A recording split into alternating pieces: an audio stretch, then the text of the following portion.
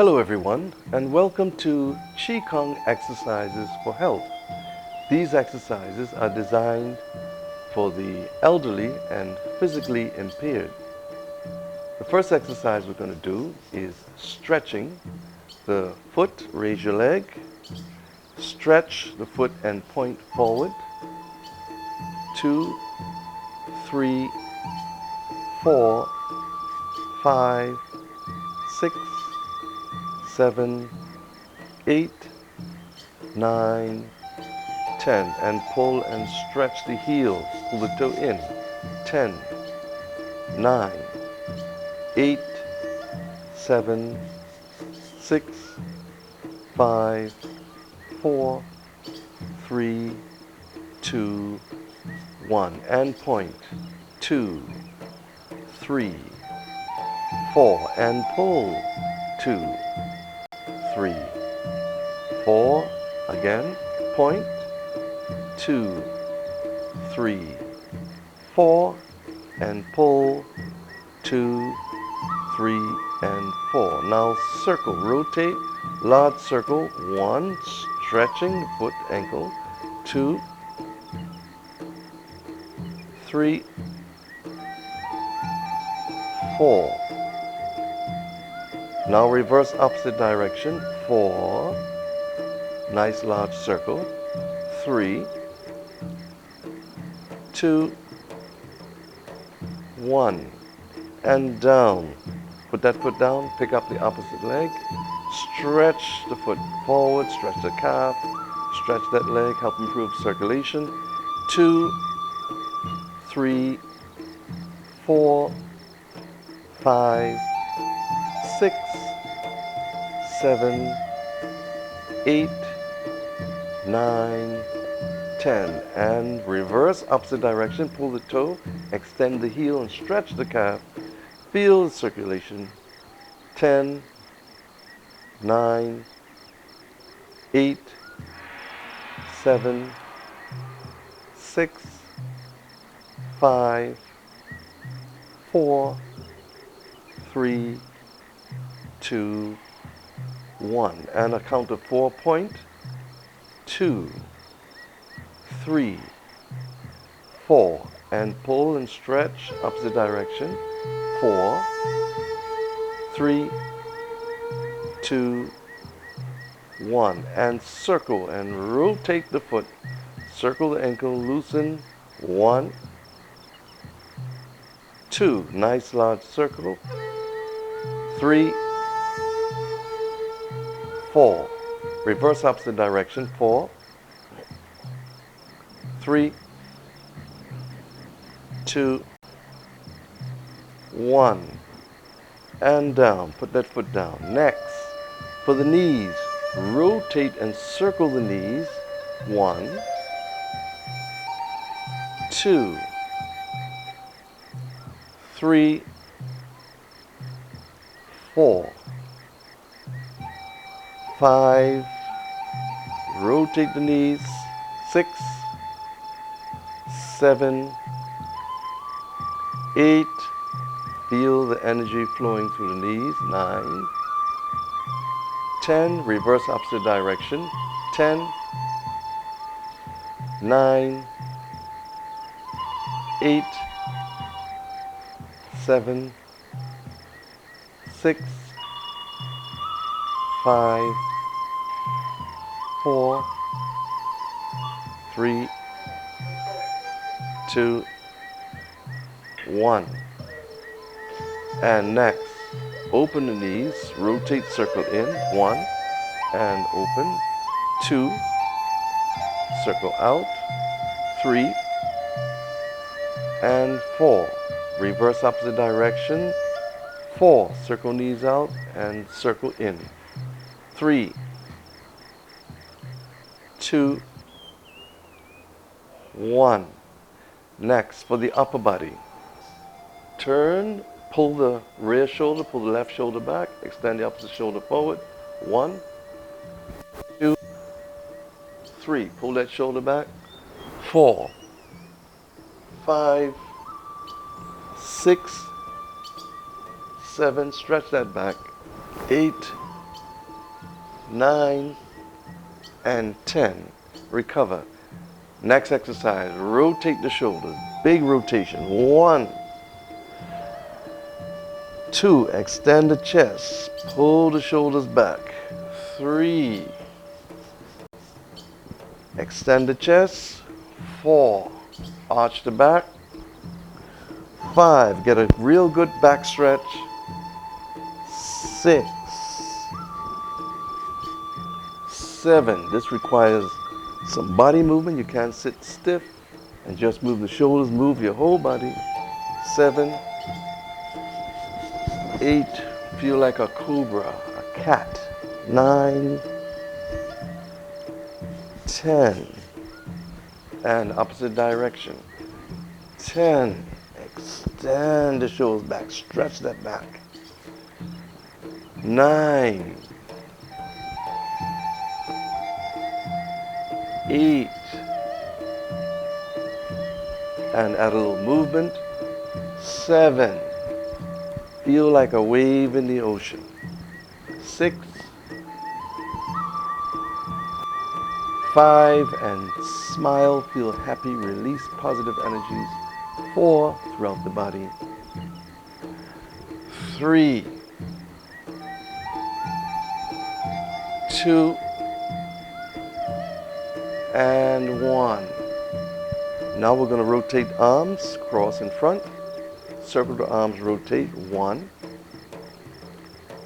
2, 3, 4, 5, 6, 7. Always maintain a smile, feel happy, enjoy your exercises. 9, 10, reverse opposite direction. 10, 9, 8, 7, 6, 5, 4, 3, 2, 1. Now bring the hands up, finger grabbing.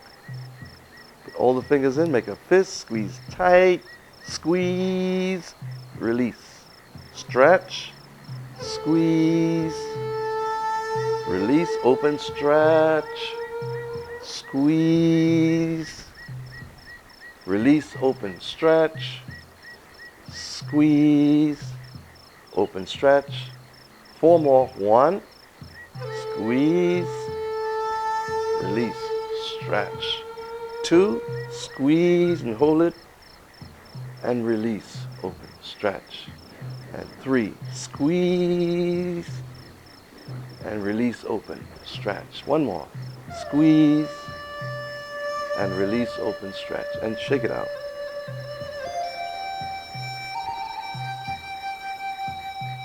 Next, take the wrists with the back of the hand, opposite finger, and squeeze, squeeze, squeeze, squeeze.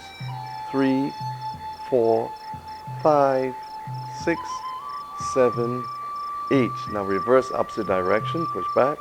8, 7, 6, 5, 4, 3, 2, 1. Opposite hand.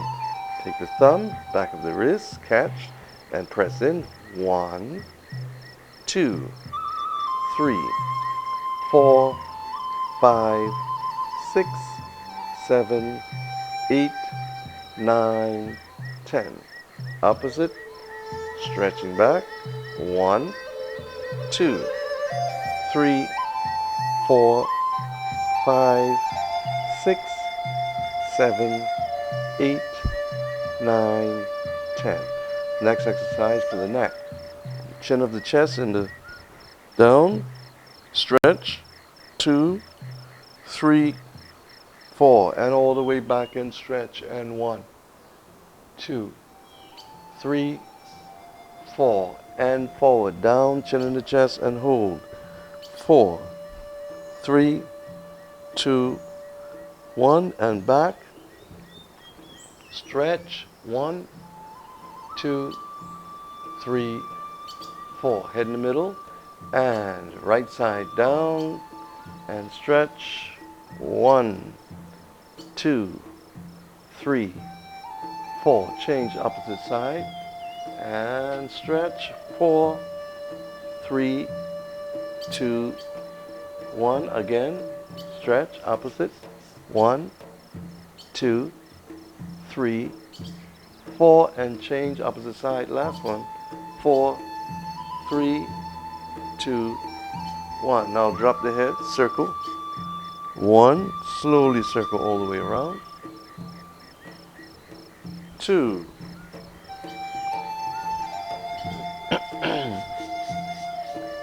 3,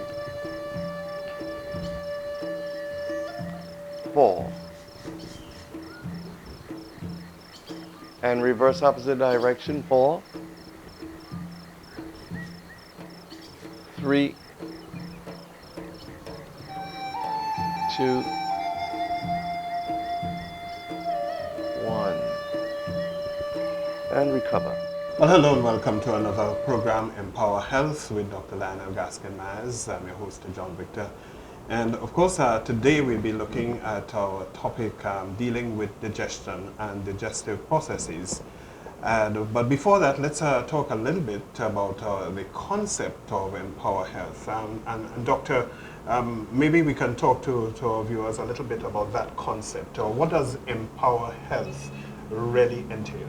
Well, one of the things that has been happening, in the society is that we're getting a tremendous amount of new products in the market. And somehow or the other, we come to the concept that everything that we get is good. Yes. Because somebody gets on the television and says that it is good. And when it is not good, we really don't have any information to judge.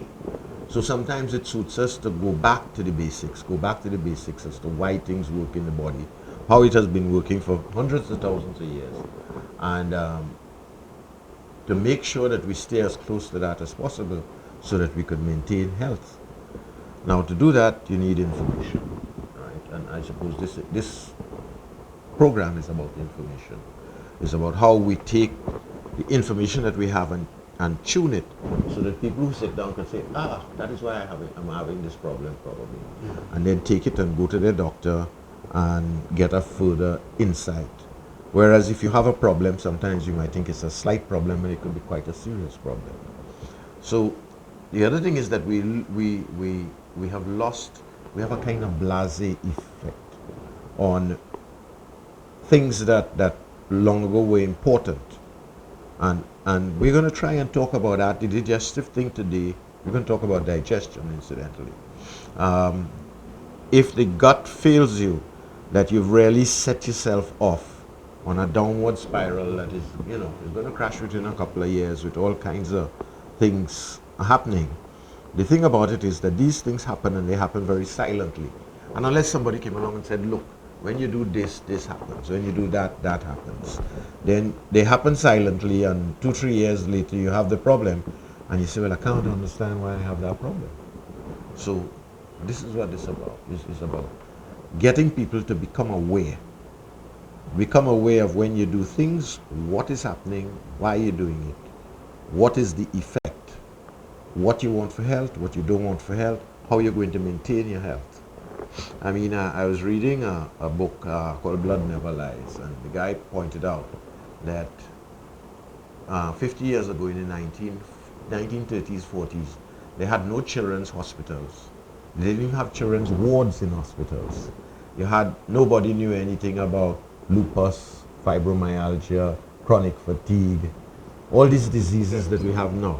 They were more or less non-existent. If you carry it back a further 30 years, you would see that people, say in New York, would get up and the wife would take a slab of lard and put it in the frying pan, and she'd fry 2 eggs, and then she'd fry the bread because we didn't have toasters at the time. Yes. And the man would sit down and eat fried bread, fried eggs, cup of tea, and he'd go off to work. And then you'd say, well, whoa, everybody had plugged arteries at that point, because that is the theme that is being handed us now. But history is really damning when you look at it, because you read that plugged arteries were non-existent. It was non-existent. So therefore the question to ask is, if it was non-existent then when we were using lard, animal fat, Yes. What is happening now? what is happening now? Yes. And who is selling us something that is not quite right? It's not wrong, but it's not quite right. Because people have a way of mixing a little bit of truth into the mix. And by the time you finish, you think you're being told the truth. But in actual fact, you're not being told the truth. So this is what we're going to try and do. Now we want to get into the meat of the topic, as it were, Doc. But you talk about the recognizing the early signs, and there may be things happening in the gut that will begin to, to give you the warning signals that something is going awry, or that something will need correcting in a short space of time. I just want to talk a little bit about those early signs, recognizing the early signs. What happens in the gut, or how does it manifest itself in people's health, and that could begin to give you an indication that something needs to be corrected? Well, I'll answer that question by saying, if you go back to all the ancient doctors, Hippocrates, Maimonides, all those guys, they all say one thing, that serious diseases start in the gut. And we've ignored that. And so we have a whole host of problems. And those problems stem primarily from the digestion. We're going to talk about, when you chew food, what happens. When it gets down in the stomach, what happens. What we're going to find out very quickly is that any one of those processes that are missing tend to cause severe problems very quickly. And we're going to have a little discussion as to why they cause that. We're also going to look at how science has decided to try and solve the problem, and whether that is the right solution for the problem, or whether it's the wrong solution for the problem. So the best way to answer that question is to really launch into the thing. Yes. And as we go along, you say, okay, this is that is that, this happens, that happens, and then we know. If you start with the mouth, you say, you sit down to spread, and you put the food in your mouth, and you start to eat. Most people nowadays, they don't have much time, right? So they gulp the food down, right? Eat very hurriedly. Eat very hurriedly. Yes. To coin the word, I think the word is a nomenclature for everything we have in fast food. It's being cooked fast, it's being eaten fast, and you don't get passed out fast, because most of the time it causes constipation. But the digestive process may not happen as quickly. No, it doesn't happen as quickly. And so you say, why?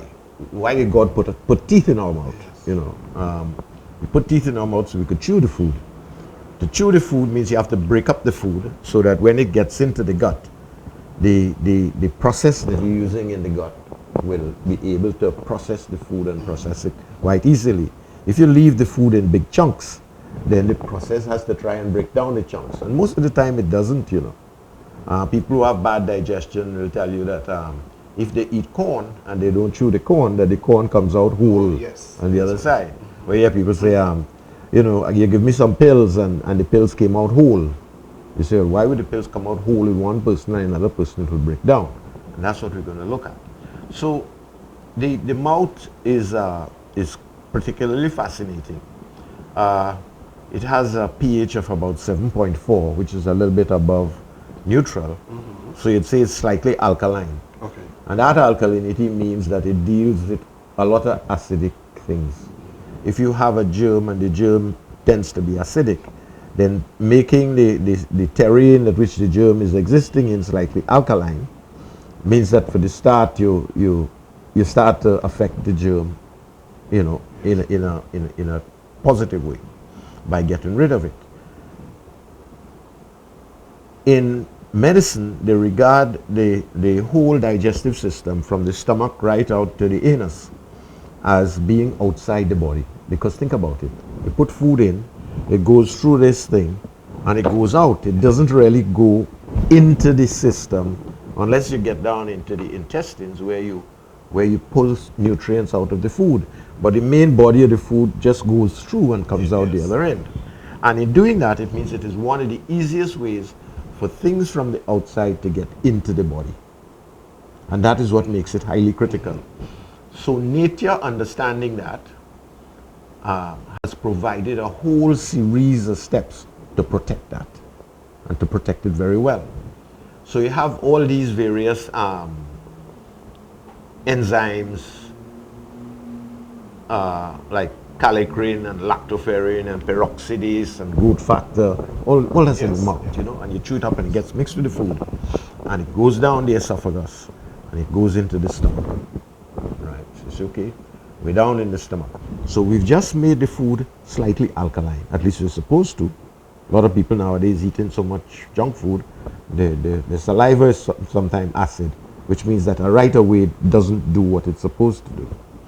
But it gets into the stomach, and when it gets into the stomach, the body's way of dealing with it right immediately is to dump hydrochloric acid on the food. Now, if you say pH, right, the easiest way to describe pH is that something that has a pH reading of 14 is very alkaline, and something that has a pH reading of 2, which is a little measurement, you can usually measure it with a little stick or a little piece of tape that is sensitive to colors, that the color gives you a particular pH. And 7.2 to 7.4 is normally about neutral, right? Neutral means it's neither acid or alkaline. So if you have very strong acid, it means it will be 1 or 2. And if it's very strong alkaline, like sodium hydroxide or baking soda, right? Then it will be very alkaline. It will be 12, 13, 14. So we're going to look at the... And that acidity or alkalinity, that is decided where? I mean, in what part of the process? The process is actually the thing that you're putting in. Acids are normally, you know, hydrochloric acid, sulfuric acid, nitric acid. They're all acidic. Lemons are acid, limes are acid. You have a whole lot of stuff. Fruits are normally acid. And then you have things that are alkaline. Vegetables are normally alkaline, right? So it means they tend to be more on that side. Now, there is also another aspect to it. When the body tends to be alkaline, it tends to be able to hold oxygen better, right?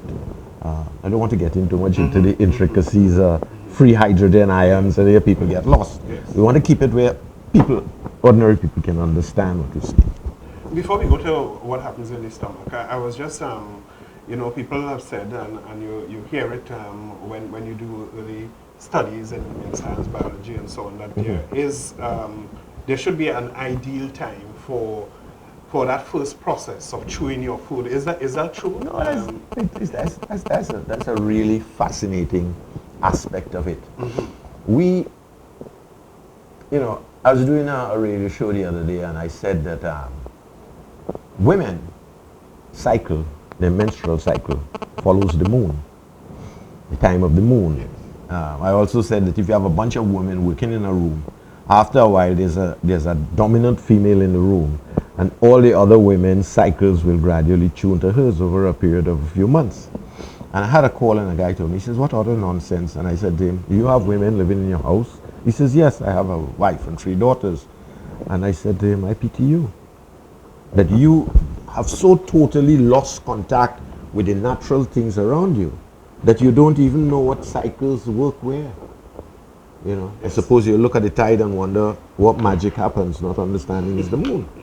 But the point I'm making is that you can break it down even more. The old Chinese theory said that certain times of the day, certain organs are dominant. So for instance, 11 to 1 at night, right, is really the time of the gallbladder. From 1 to 3 is the time of the liver. From 3 to 5 is the time of the lung.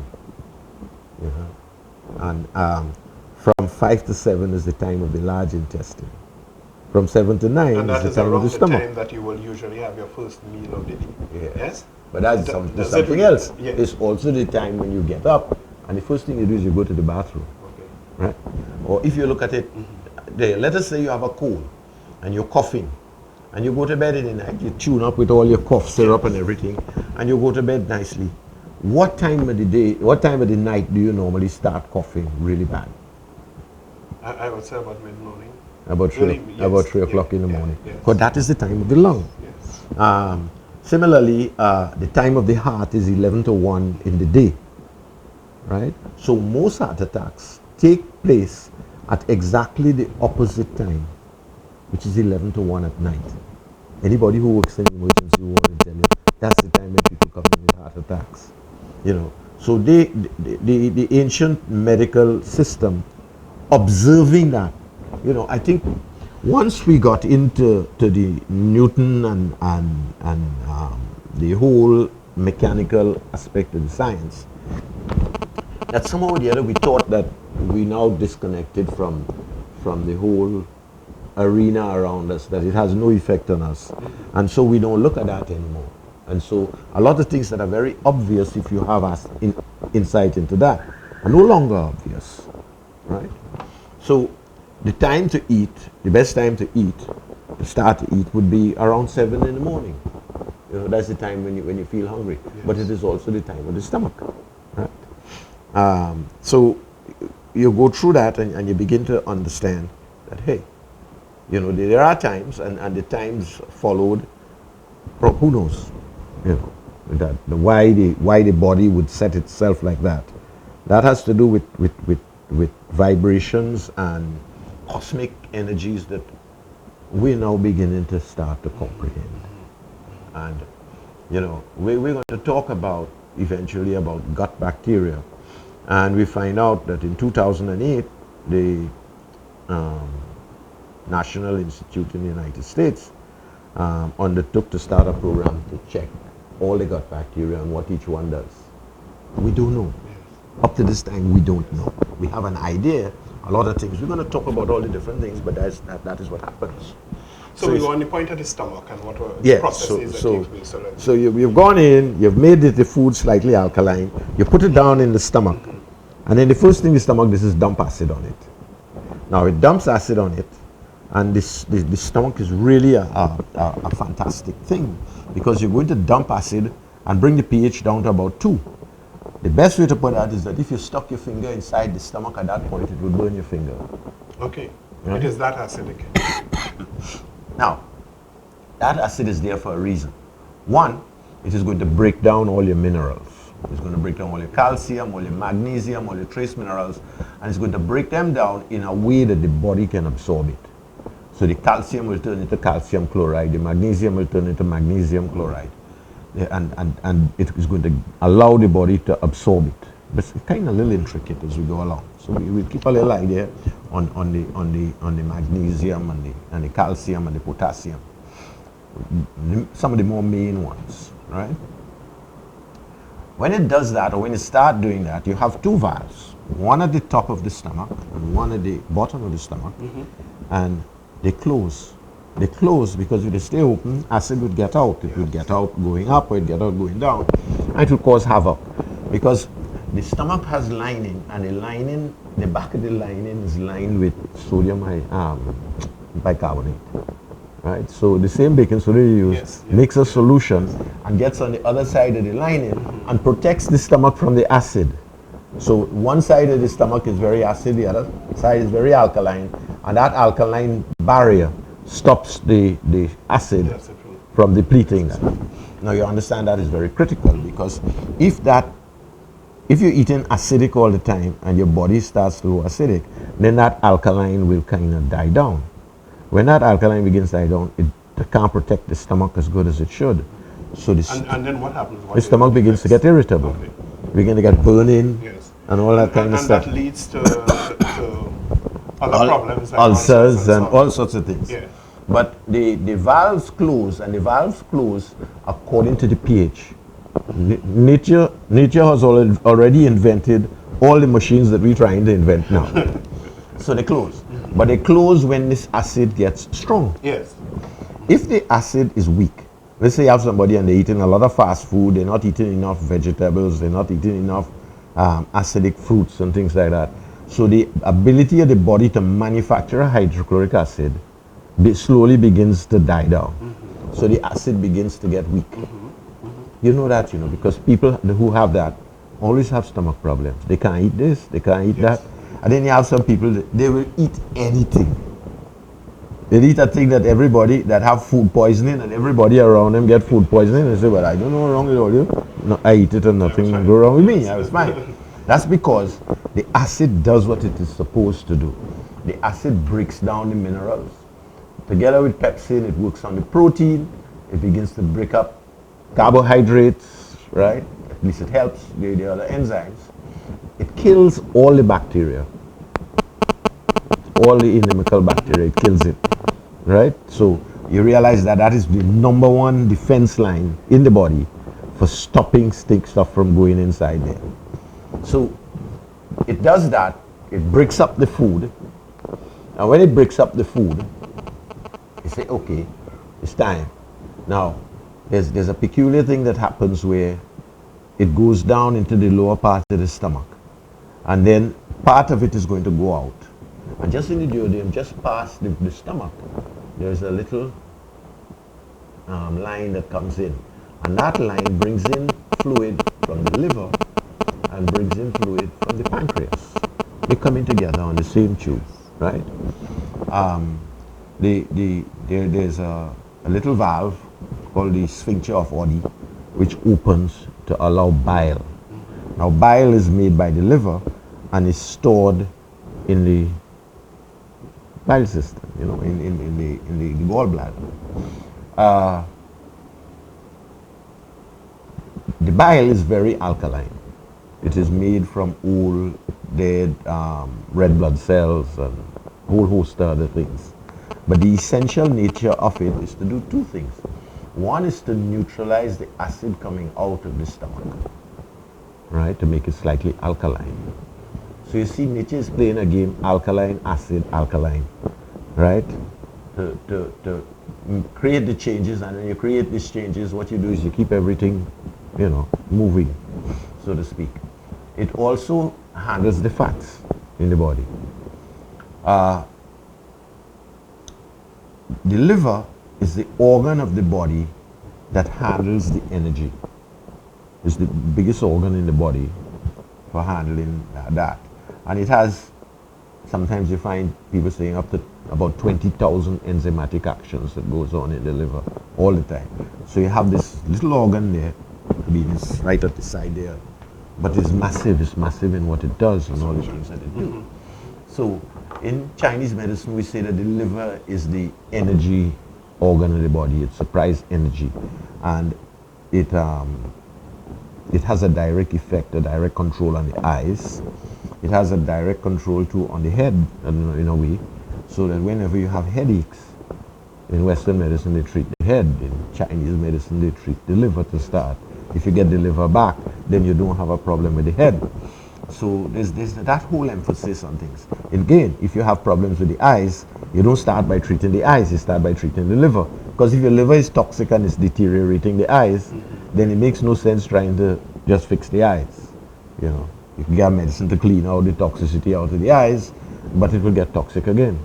It's like people who have cataracts, and they go and they do a laser treatment and they cut out the cataracts, and 2 years later they go back to the doctor and say the cataracts start to grow back again, because nobody has sorted out the problem. And the problem in the case of cataracts is that you're having a deposit of calcium, which means that there's a outer ratio between calcium and phosphorus in the blood. So the calcium is depositing out. So therefore you need to go address the liver and say, okay, let us correct that and see if we can not only, so you would tend to think, well, if you raise the phosphorus, there's a chance that what you might do is pull the cataract back out of the eyes. So it might be possible, just as how you deposit it, to take it back out. Yes. So getting back to the stomach. So you begin to realize that you must have very strong acid. Now, one of the main problems that we have nowadays is we have an acid reflux problem, which means that the acid slushes up past the valve, the upper valve, into the esophagus and burns the esophagus, causes a burning sensation. In fact, it could go right up into the throat, and it could make the voice very hoarse, and it could even burn the whole vocal cords and everything like that. You see that quite regularly. And it can cause a lot of problems that the person is not aware of. Just have this little burning that comes up there. Yeah. But so you say, okay, I have this burning. Where did the burning come from? Well, the burning could come because you have a hernia where the valve doesn't close properly. But most of the time you have a situation where the hydrochloric acid is not strong enough. So the valve is not closing properly. Now, that doesn't seem to enter into the normal criteria. It's like nobody says, well, if you have weak acid, the valve won't close properly and you'll get a small slush in it. But even though the acid is weak, it's still strong enough to burn the rest of the system. So you go to the doctor and the doctor says, oh, we got to get rid of that problem. And what does he do? He gives you a very strong alkaline solution. Tums and all these kind of things. Alkaline stuff. So But those are just for temporary relief. Those are temporary relief. If you have, then you have the proton pump inhibitors, which inhibit the stomach from pumping the acid. All right? Yeah. So you say, okay, so somebody go and say, well, I went to the doctor and he gave me some pills and now I'm feeling good. Now you're feeling good, but now you start to burp, now your stools start to come out stinky, right? Now, after a month or so, you start to feel tired because your body is not absorbing any of the right nutrients. It isn't absorbing any calcium or any magnesium or any potassium. So what begins to happen is the body begins to suffer from a calcium shortage. When it starts to suffer from a calcium shortage, it has to find the calcium to Somewhere, maintain yes. the pH of the blood, which is extremely important. It has to keep the cells alive. So what does it do? You have a massive store. It starts to draw out the bones. So give it a year and you're going to have osteoporosis because your body is literally eating your bones in order to stay alive because somebody gave you something to kill the acid in the stomach so that you could feel good after you eat. Right? And so it's the minute you interfere with that acid, you interfere with the whole structure. On top of that, killing the acid means that anything that you eat, any bacteria, anything, passes through the stomach and gets down into the intestines. So you see why it's very important to understand all that. So there's something to be said, doctor, for a proper balance to be always maintained Yes. in the body between acidity and alkalinity. Always, always. And it's not a case that, let's make the body alkaline or let's make the body acid. That's not the thing. The truth really lies somewhere. Let's make it close to neutral. Right? But as we go along, we will discuss that. Now, as we on that, you mentioned, there are people who would say, I've changed my diet into a lot of fruits, and we have established that most, if not all of them, contain some degree. A lot of them, quite a lot of them acidic, tend to be yes. acidic. Yeah. All the citrus and Yeah. things like that. But tend to does be that acidic. add to the problem? I mean, No, it doesn't. In fact, if you're using, say, oranges or limes or lemons, they're very acidic. But the funny thing about it is that when it gets into the body and the body begins to operate on it, it will take the acid out. It needs the acid, so it takes the acid out, and it leaves a residue. Yes. That residue is alkaline. okay. God is a fantastic being, Indeed. right? So anytime you get natural, it is acidic, but it has an alkaline base. Just as I was saying just now, the saliva is alkaline, the stomach is acid, the small intestine is alkaline. So you keep that balance all the time. So you have to believe the psalmist when he says we are fearfully and wonderfully made. Yes. Oh God, yes. I mean, the more you look at it, Yeah. but let's look at something. Let's digress for a moment and look at this thing about when you take a acid killer, what happens? So you take the acid killer, and now you see that the FDA is beginning to get perturbed because so many people are suffering from osteoporosis. So they put out a note and says, all these proton pump inhibitors and things like that that you're taking to kill the acid, don't take them for more than a few weeks. Okay. You have people around taking them for 6 months, a year, 2 years, and they don't understand why their whole body is a wreck. So you do that, and you begin to get osteoporosis. So you begin to, the doctor says, well, let's just send you for a bone density check. And he sends you for a bone density check. And he comes back and he says, your bones are weak. So he says, I know what I'm going to do. I'm going to give you aldronate, right? Which is one of those things that puts calcium back on the bones. Okay. Now, you don't know where you're going to get that from because your body not taking calcium in the first place. Nobody can tell you to stop taking the acid killer, so they give you the alternate. Now, when the body has any dead calcium inside there, the alternate is going to force the body to put the dead calcium back on the bone. Everybody say, well, okay, so what's wrong with that? The bone, this calcium, the bone will get back strong. No, because when you take calcium that is broken down and the body processes it, when it is making the bone, it makes the bone as a semiconductor. Let me explain what that means. It makes the bone so that electricity can only flow one way in it. So if you're walking down the road, every time you walk and your bones get squeezed, it generates electricity. Because the whole body is a big electrical generator. All your cells need electricity. Every action in your intestines need electricity. So you need to be always generating electricity. Whether you're generating electricity from the storage of ions coming in from the air, or whether you're generating electricity by walking, right? So you begin to understand that exercise have all kinds of benefits that we not even begin to aware of, right? But I'm showing to you how modern medicine does a thing and compounds it going down, right? So you kill the acid, which causes you to get osteoporosis. Give you an alternate which puts dead bone on, which means all your bone gets weak. Trying to force the calcium now back Yes, down today. but it's not the right calcium. Yes. Right? So what should happen is somebody should say, well, why don't we fix the acid problem? Now to fix the acid problem, the first thing you have to do is to make the acid back strong. But what tends to happen most of the time is that you have to look and see whether you have a hernia, hiatal hernia, which means that the stomach is pushed up into the diaphragm and hooked. When it hooked, when you get up, it didn't come back down. So the stomach stays kind of half hooked there, and the valve can't work properly. That's the old Indian people used to say, you bush it out of place. So they used to push it back down. We don't know anything about that. At least well, we forgot. Somehow it's not important, right? But it is. It's extremely important. So I get a lot of notes from doctors and things like that in the States, and they're always talking about putting that back.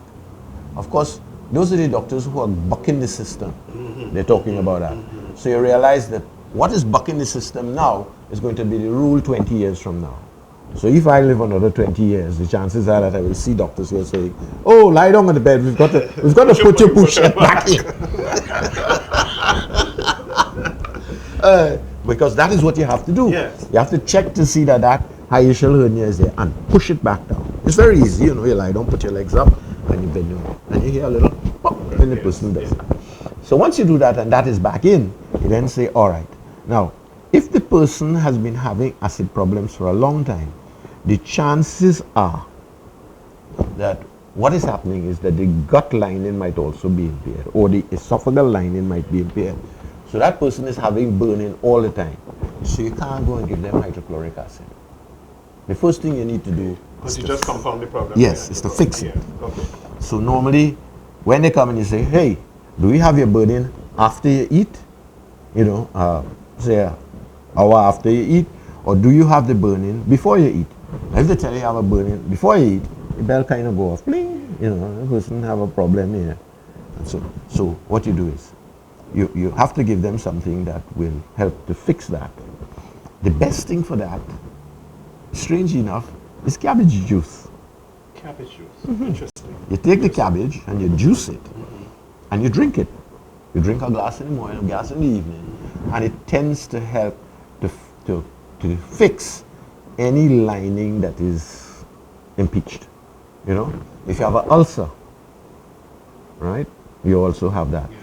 Yes. So it will, over 2 or 3 weeks, a normal ulcer will get healed using cabbage juice morning and evening. Okay. Right? So the first thing you do is you put the person on cabbage juice. You say, drink some cabbage juice.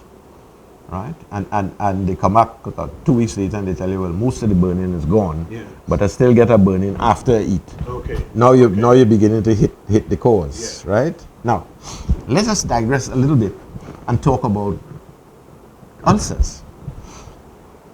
10, 15 years ago, when they had ulcers, the scientists went in and they checked.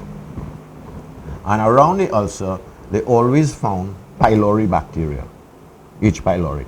So they concluded quite reasonably that the pylori bacteria was the cause of the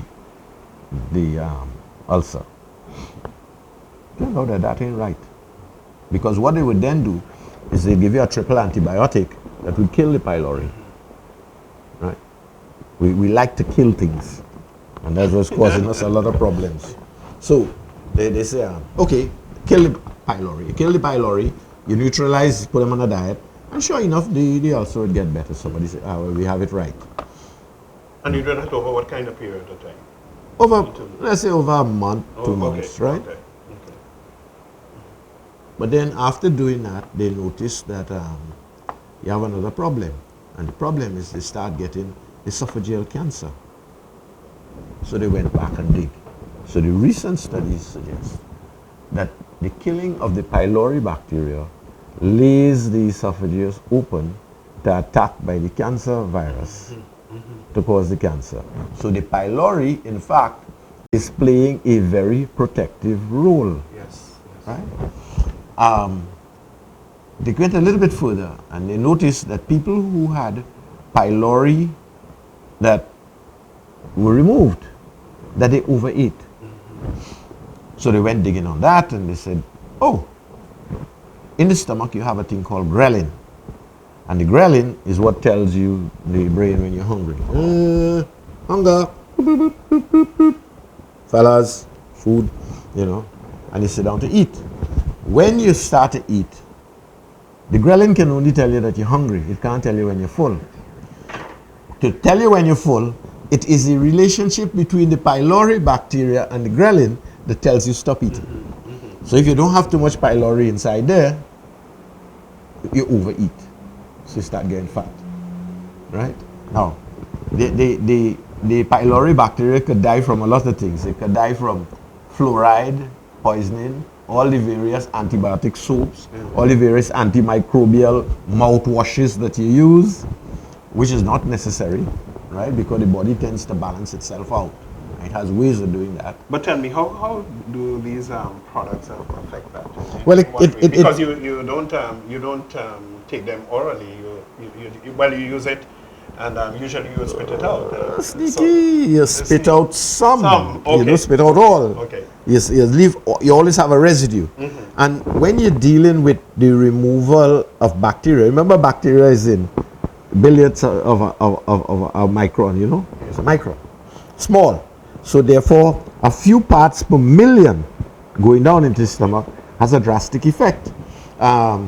We tend to think that everything is full strength, but when you deal with homeopathic stuff, you could have stuff that, technically speaking, doesn't seem to have anything left in it, but it will still cure the disease. Let me give you an idea. If you have a homeopathic stuff, in homeopathy you make a solution one strength, and then you take one part of it and you mix it with 9 parts of water, right? So you have a 10-to-1 ratio, right? If you do it again, then you have a 100-to-1 ratio.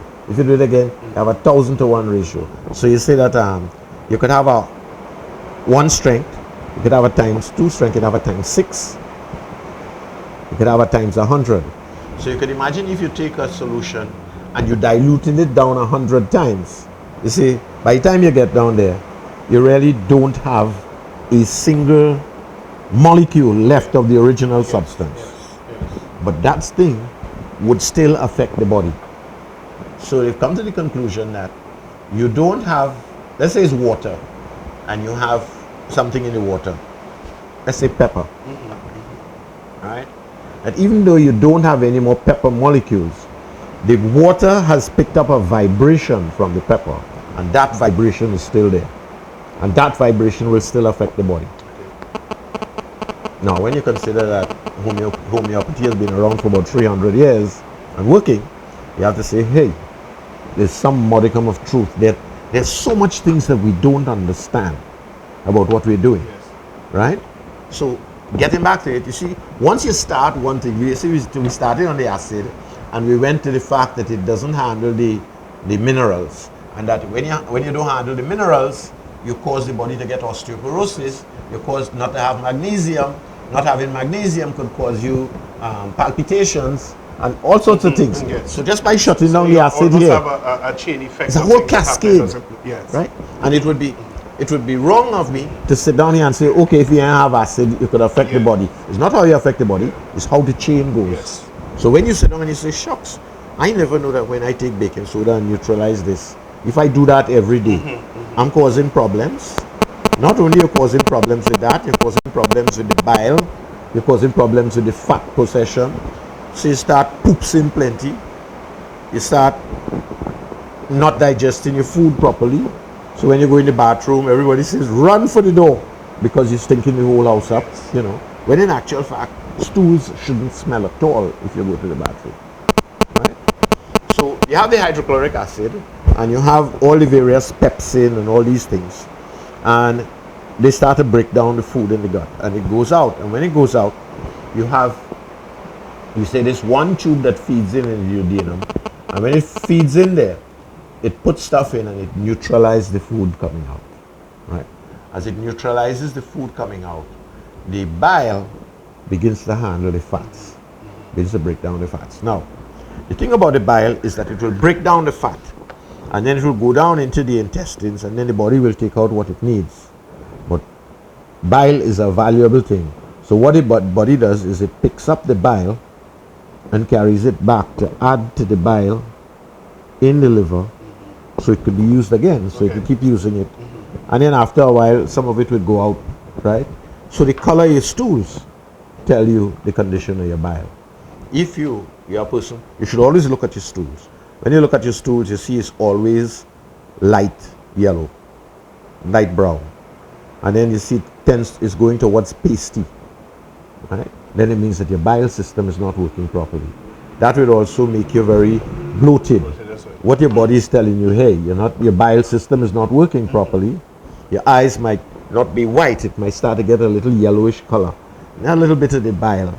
So the bile is probably getting thick, and you need to do something about it. You need to get it flushed out and things like that. And you say, well, okay, how do you flush out bile? Very simple. Beets. Beetroot. Yes. Not so much just the tuber, Right.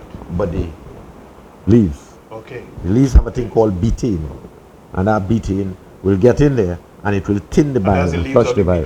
That's the leaves of the beetroot. Now, and how do you prepare it? I mean, because you talk about the cabbage juice. just crush it up and drink it. All right. Yeah? Now, the thing about it is that we don't normally get the leaves of the beet, because most of the beet we get is from outside, and in order to keep it lasting long, they'll cut that off and sell you just the beet.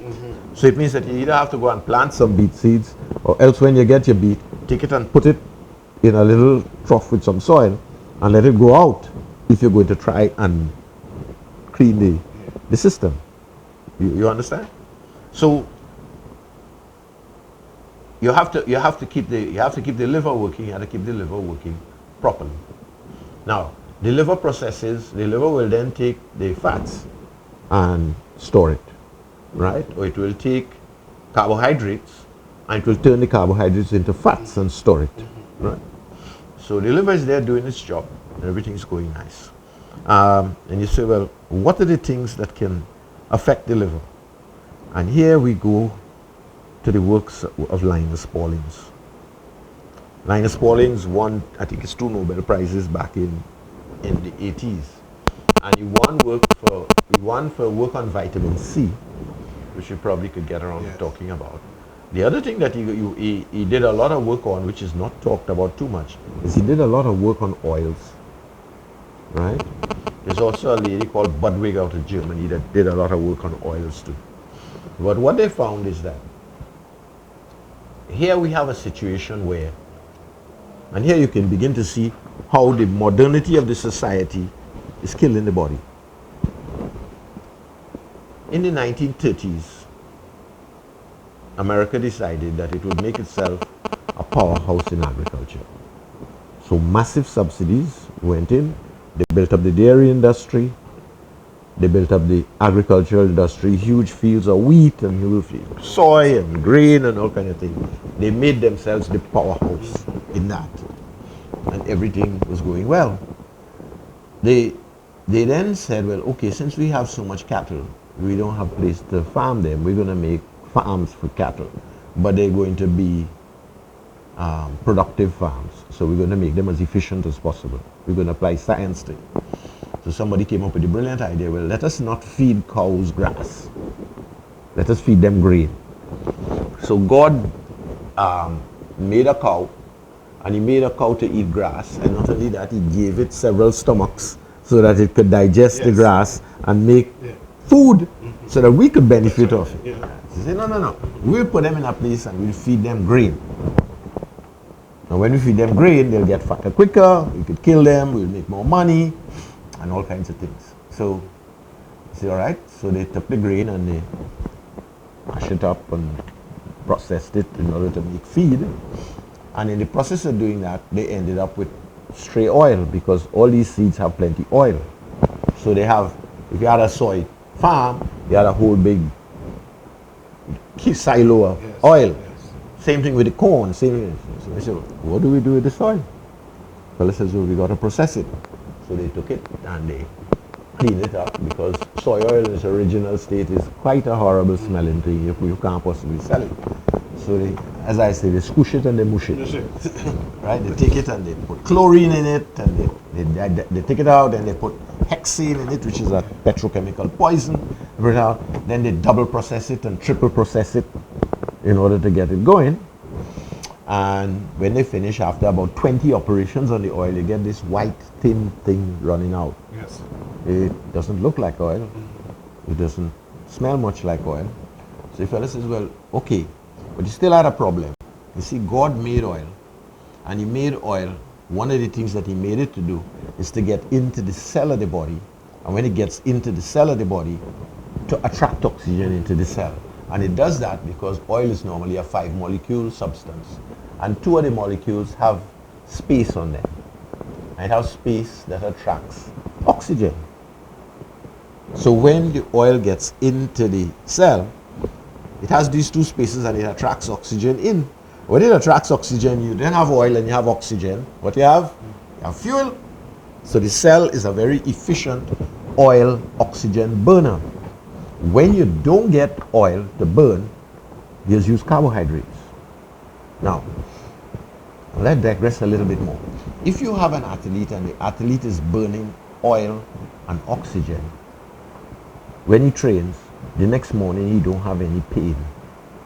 Because the only time he gets pain is if he's burning carbohydrates, in which case what he will have is lactic acid build up in the muscles. So he will have pain from the lactic acid crystals, which the body then have to dispose of. Well, I hear doctor stop you in full flight, and maybe it is something that we could pick up in our subsequent discussion. Yes. Because I suspect that we still have quite a lot to do on Yeah, this whole digestive process. we only on the liver and the stomach. But you understand what we're doing here? We're taking it down path. Yes. Say, look, Yes. you know, if this happens, this happens. If that happens, that happens. This carries this thing downhill, so you can trace it. Right. Right. And I had a note here on the pylori bacteria, Pylori, yes. bacteria, and how if in some person's digestive system, if that can be increased to avoid you or to prevent you from overeating. But we'll come back to that in a subsequent discussion. Right. And I want to thank you very much. Of course, this will continue as we explore the mechanics of the digestive system in our program Empowering Health. We want to thank you for joining us. Thank you.